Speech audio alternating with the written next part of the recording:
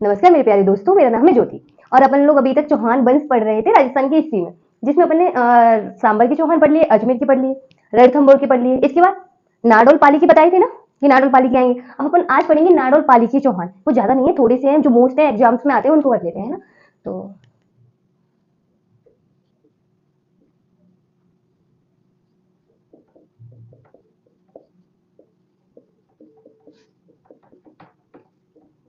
देखो, जब हमने सांबर के चौहान पढ़ाए थे तब याद करो बाकीपति राज पढ़ाए थे और बताया था कि 108 युद्धों के विजेता थे।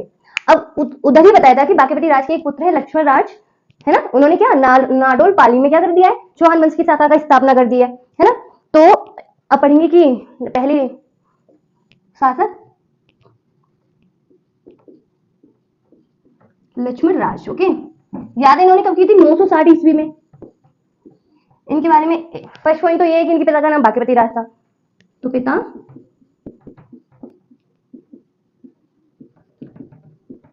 बाकीपति राज सांबर,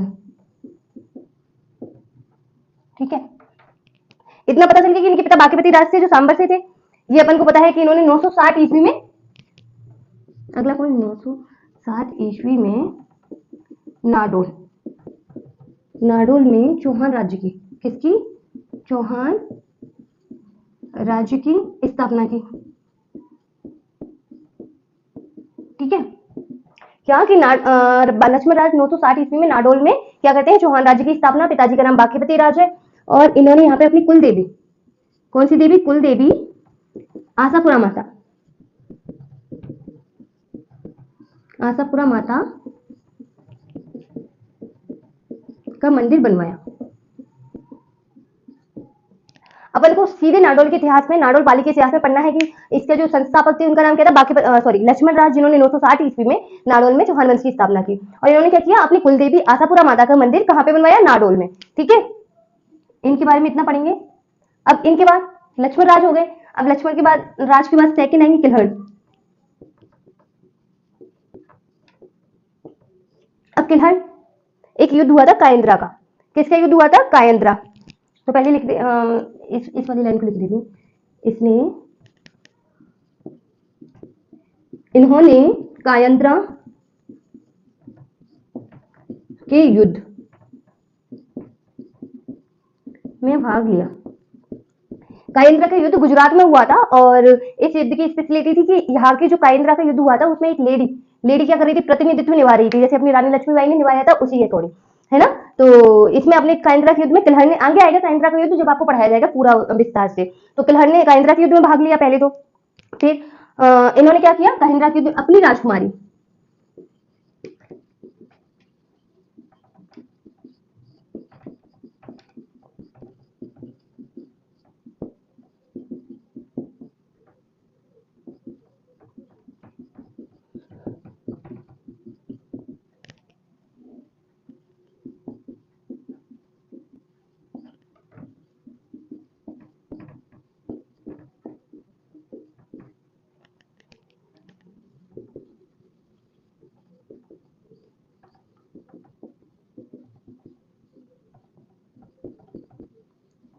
क्या किया इन्होंने क्या किया, किलहर ने पहले तो कायंद्रा के युद्ध में भाग ले लिया। इसके बाद इनकी राजकुमारी थी जिनका नाम था गीगा देवी और श्रृंगार देवी। क्या क्या था, गीगा देवी और श्रृंगार देवी। गीगा देवी व श्रृंगार देवी की शादी आबू के एक परमा राजकुमार थे धारावर्ष, उनसे कर दी। धारावर्ष को बताया जाता है कि ये एक साथ 3 भैंसे होते हैं ना, भैंस, फीमेल मेल भैंस होती है भैंसा, उसको 3 भैंसों को एक साथ खड़ा करके एक तीर से उन तीनों भैंसों को, एक तीर उन तीनों भैंसों में से आर में से पार कर देते थे। इतने बलशाली थे ये धारावर्ष, ठीक है। तो धारावर्ष से की। इसके बाद किलहर के एक भाई थे कीर्तिपाल। क्या नाम है इनके भाई, कीर्तिपाल।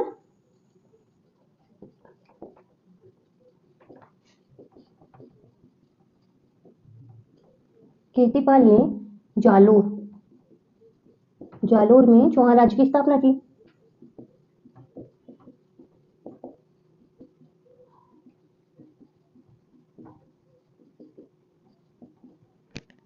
ठीक है, तो इनके भाई ने किसने, जिसका नाम था कीर्तिपाल, उन्होंने जालोर में चौहान राज्य की क्या की, स्थापना। इनके बारे में बस इतना ही है, नाडोल के चौहान। तो इतना है आपको, छोटे से है नाडोल के चौहान की। 2 चौहान हुए, पहले थे लक्ष्मण राज जिन्होंने 960 ईस्वी में क्या किया, नाडोल में चौहान राज्य की स्थापना कर दी और पुत्र किसके थे, बाकीपति राज के। सेकंड पॉइंट हो गया। थर्ड क्या कि इन्होंने क्या किया, अपनी नाडोल में अपनी कुल देवी आशापुरी माता का क्या बनवाया, आशापुरा माता का मंदिर बनवाया। इनके बाद अपनी किलहन आ गए। किलहन ने एक तो काइंद्रा के युद्ध में भाग ले लिया, सेकंड क्या किया, अपनी राजकुमारी गीगा देवी व श्रृंगार देवी का विवाह किसके साथ किया, आबू के परमार राजकुमार धारावर्ष के साथ कर दिया। वहीं ये किलहन इतने बलशाली थे तो इनके भाई थे कीर्तिपाल, जिन्होंने क्या किया, जालोर में, कहां पे, जालोर में चौहान वंश की शाखा की स्थापना की। इतना याद हो जाए, आई मीन इसको लिख लीजिए। अब नाडोल के बाद बनेंगी बूंदी, है ना, पढ़ाया था ना, सांबर अजमेर रणथंभौर नाडोल जालोर सिरोही बूंदी कोटा, है ना। अब अपन पढ़ेंगे बूंदी का इतिहास। नाडोल का तो पढ़ लिया, तो अपन पढ़ते हैं बूंदी का इतिहास। ज्यादा ऊंचाई पे तो नहीं है, थोड़ा नीचे कर देते हैं।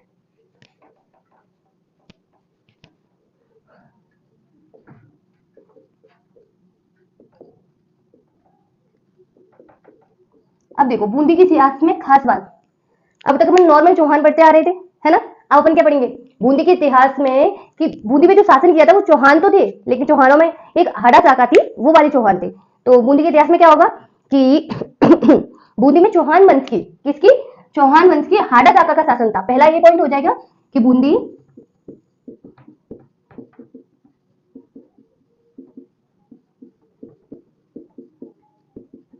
का इतिहास, बूंदी में अपने अब तक हम चौहान वंश पढ़ते आ रहे थे, अब पढ़ेंगे शाखाएं। तो बूंदी में जो चौहान थे उनकी हाड़ा शाखा का शासन था। किसका शासन था, चौहानों की हाड़ा शाखा।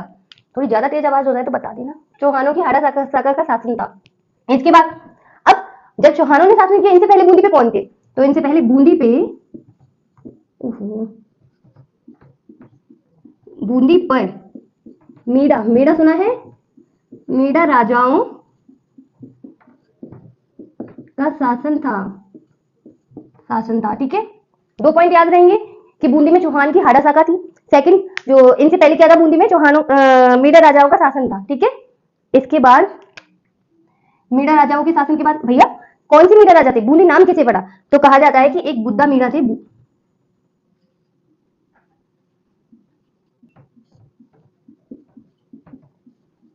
बुद्धा मीड़ा के कारण इसका नाम क्या पड़ा, बूंदी। बूंदा मेड़ा के कारण नाम बूंदी पड़ गया। इसके बाद क्या हुआ कि अपन को पता होगा इसका सेकंड नाम किसमें जाएगा, तो रड़कपुर एक अभिलेख था पाली का, रड़कपुर अभिलेख कहां से मिला था, पाली। इसमें बूंदी का नाम,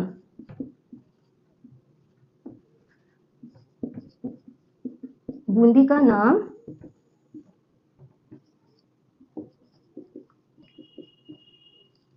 बूंदी के नाम वृंदावती बताया गया है। क्या बताया गया है, वृंदावती। तो आप लोगों को 4 पॉइंट बता दिए, है ना। क्या क्या बताए थे कि बूंदी में चौहान वंश की हाड़ा शाखा का शासन था। इसके बाद बूंदी पे पहले मीड़ा राजाओं का शासन हुआ करता था। बूंदा मीड़ा के कारण बूंदी का नाम क्या पड़ गया, बूंदी। और एक अपना रड़कपुर अभिलेख, क्या रड़कपुर अभिलेख पाली बताता है कि जो बूंदी का पहले नाम था वृंदावती था, ओके। इसके बाद अब अपन को पता कैसे चला कौन से राजा थे जिन्होंने मीड़ाओं को हराया और अब खुदा के बस गए। तो सबसे पहले अपने एक शासक थे, उनका नाम था देवा। साउथ की मूवी में देवा नाम गुंडों के सुने होते हैं ना, ठीक है। तो ये थे अपने शासक देवा। इन्होंने क्या किया कि अपनी बूंदी के, इन्होंने क्या किया 1241 ईस्वी में, कब, 1241 ईस्वी में जैता मीणा को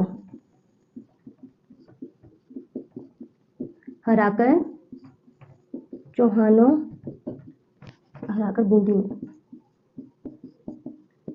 में चौहानों की हाड़ा शाखा की स्थापना की, हाड़ा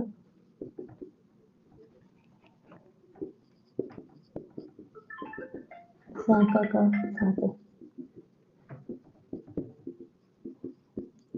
स्थापित किया, ओके। तो देवा ने क्या किया था 1241 ईस्वी में जैता मीणा को हराकर बूंदी में चौहान वंश की हाड़ा शाखा का शासन स्थापित कर दिया। इसके बाद देवाजी आए, इधर जैता मीणा है और अपने कौन आ गए, जैत्र सिंह।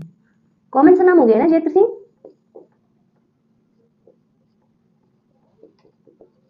ठीक है, तो जैत्र सिंह कौन आए थे, जैत्र सिंह। अब ये तो 1241 ईस्वी में उन्होंने ये किया। अब जैत्र सिंह ने क्या किया 1274,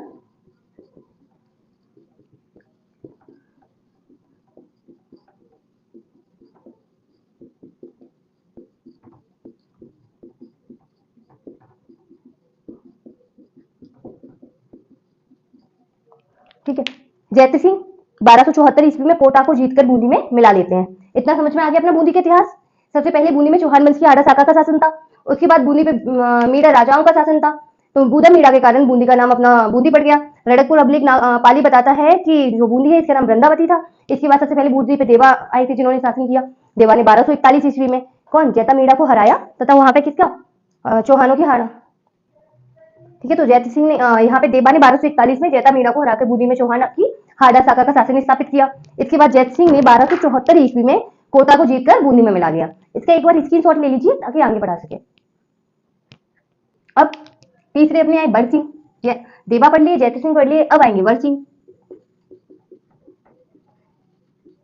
बर सिंह ने क्या कर, ये वही बर सिंह है जिन्होंने तारागढ़ किले का निर्माण करवाया। इन्होंने पहले 1354 ईस्वी में क्या किया, बूंदी में, पहले तो बूंदी लिख लो, बूंदी में तारागढ़ किले का निर्माण करवाया। ओके, याद रहेगा। क्वेश्चन आता है तारागढ़ किले का निर्माण किसने करवाया, तो बर सिंह ने करवाया। तारागढ़ किले का निर्माण बूंदी में। अब तारागढ़ किले का निर्माण करवा दिए, क्या है भैया, किसके लिए प्रसिद्ध है, प्रसिद्ध भी तो होना चाहिए किसी के लिए। तो ये है किला। ओके, अपने भित्ति चित्रों के लिए प्रसिद्ध है।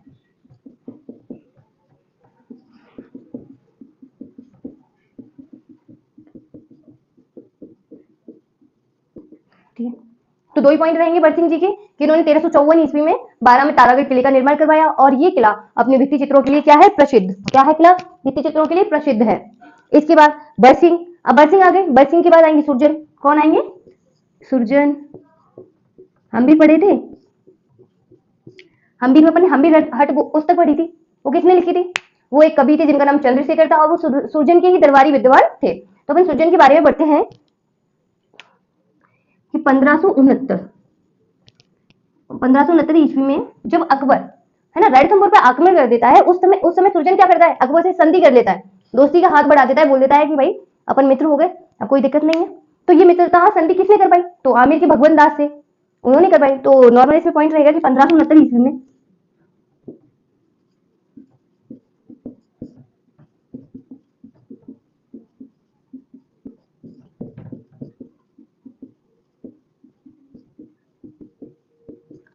1569 ईस्वी में अकबर ने रणथंभौर पर आक्रमण किया। इस समय क्या कर लेता है सुरजन, इस समय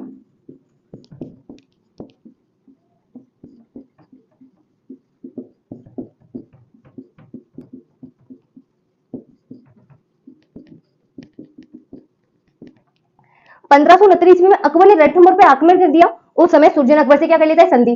सुरजन ने जो अकबर से संधि की, किसने करवाई, तो संधि में अहम भूमिका किसकी रही, आमिर के भगवंत दास, भगवान दास है आमिर के भगवान दास की। ठीक है, अकबर और सुरजन की मध्य संधि में अहम भूमिका, सबसे मुख्य भूमिका किसकी रही, आमिर के भगवान दास की, जिसको भगवान दास भी बोलते हैं। ओके, ठीक है। तो अब भगवान दास या भगवंत दास, जोधा हुआ सीरियल आता था उसमें भगवान दास बोलते थे और नॉर्मल भी भगवंत दास बोलते हैं, तो आप याद रखिएगा। और जो अपने सुरजन थे इन्होंने द्वारिका, किसमें, द्वारिका में क्या किया, रणछोड़ मंदिर सुना है, मंदिर का निर्माण करवाया। ओके, याद रहेगा। अपन ने बूंदी मोस्टली क्या पढ़ा था कि बूंदी में चौहानों की हाड़ा साका का शासन स्थापित था। हाड़ा साका के शासन के बाद क्या हुआ कि बताया जाता है कि बूंदी में पहले मीराओं का राज था, बूदा मीरा के कारण बूंदी का नाम बूंदी पड़ा, है ना। रणकपुर अवधि में बताया जाता है कि बूंदी को वृंदावती बोला जाता है। इधर क्या कि सबसे पहले देवा आए, देवा ने अपनी जैता मीरा को हराया और बूंदी पर अधिकार प्राप्त कर लिया और अपनी जो चौहानों की हाड़ा साका थी उसका शासन स्थापित कर दिया। उसके बाद जैत सिंह आए। जैत सिंह ने क्या किया, जैत सिंह ने बूंदी में क्या किया, जैत सिंह ने बूंदी में कोटा को जीत के बूंदी में मिला लिया। उसके बाद बर सिंह आए। बर सिंह ने तारागढ़ किले का निर्माण करवा दिया जो किला अपने भित्ति चित्रों के लिए फेमस है। उसके बाद सुरजन आए। सुरजन ने अकबर के साथ संधि कर ली, है ना। सुरजन ने अकबर के साथ संधि कर ली और जो संधि भगवंत दास ने करवाई थी जो आमिर से थी। अब संधि करने के बाद क्या हुआ कि वो संधि किस लिए की कि जब अकबर ने रणथंभौर पर आक्रमण कर दिया था उस टाइम। अब इनके बाद अपन, हाँ एक और है, सुरजन ने द्वारका में रणछोड़ मंदिर का निर्माण करवाया। एक सुरजन के दरबारी विद्वान, इधर लिख लेते हैं, है ना, इनके ही सुरजन के दरबारी विद्वान, नाम क्या है, चंद्रशेखर। चंद्रशेखर, चंद्रशेखर की पुस्तक का नाम है सुरजन चरित, एक क्या है, हम्बीर हट, याद रहेगा, लिख लीजिए। सुरजन के दरबारी विद्वान का नाम है चंद्रशेखर, जिनकी पुस्तक का नाम है सुरजन चरित्र और हम्बीर हट। ओके, तो ये एक बार लिख लीजिए। एक्चुअली वो मिटा दिया, वो स्क्रीनशॉट नहीं ले पाया, कोई बात नहीं।